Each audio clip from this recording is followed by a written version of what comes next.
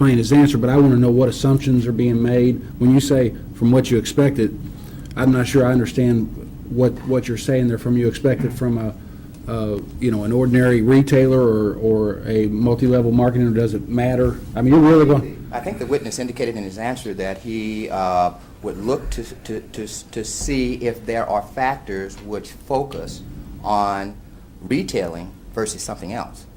Do the factors in terms of the flow of the money, does the flow of the money give people the incentive to do retail selling or something else? If I'm not mischaracterizing the witness's testimony. Your Honor, could I ask a question, native objection? Sure. Dr. Keep, when I hear the term flow of money, I'm picturing in my mind looking at financial records, money flow sheets, balance sheets, sales records. You're nodding your head to every one of those comments, is that correct?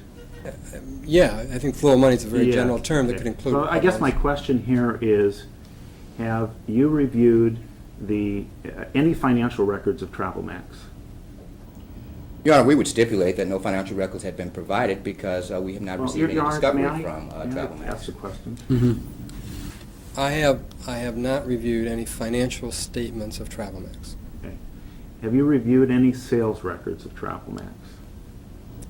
Not records per se. Have you reviewed any of the company's sales genealogy printouts for company representatives in the United States? I reviewed a genealogy. I believe it was a company printout. Are you familiar with the sales volume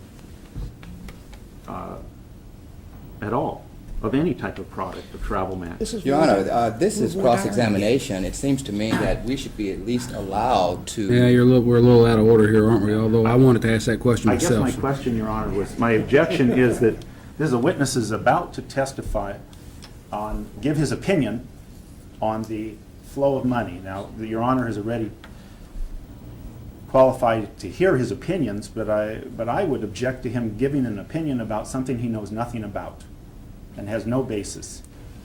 Your Honor, we would ask the witness to provide whatever basis supports whatever conclusions or opinions... My concern, Your Honor, is he's giving all of his testimony in the abstract, in the academic... But here's what I expected I was going to... Here's what I thought the question was about. First of all, I might be wrong, but I didn't even take it for a moment to be, has he looked at the flow of money within the TravelMax company, the California company, and, how the money goes there.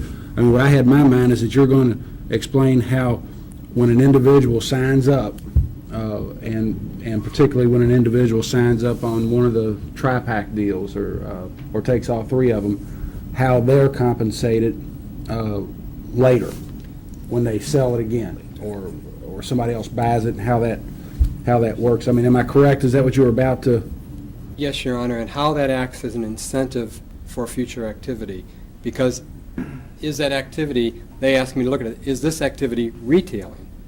And so I looked at the incentives associated with that activity to see if that, in my opinion, is retailing. Your Honor, in that event, I would object that this witness has been qualified to testify about retailing, but knows nothing about the business opportunity of multi-level marketing, Your Honor, and hasn't indicated that he Your Honor, has I mean, that. defendants want it both ways.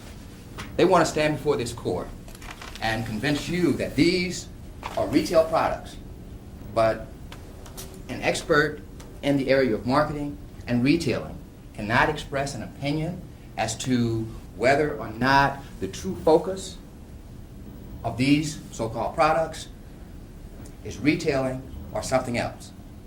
They can't have it both ways, Your Honor. I'm going to let him answer. Sheriff, wherever you are. I apologize, Your Honor. It's all right. Whatever it is, we're sorry. Would you get, I think you wanted the board there? Either one of those would do fine.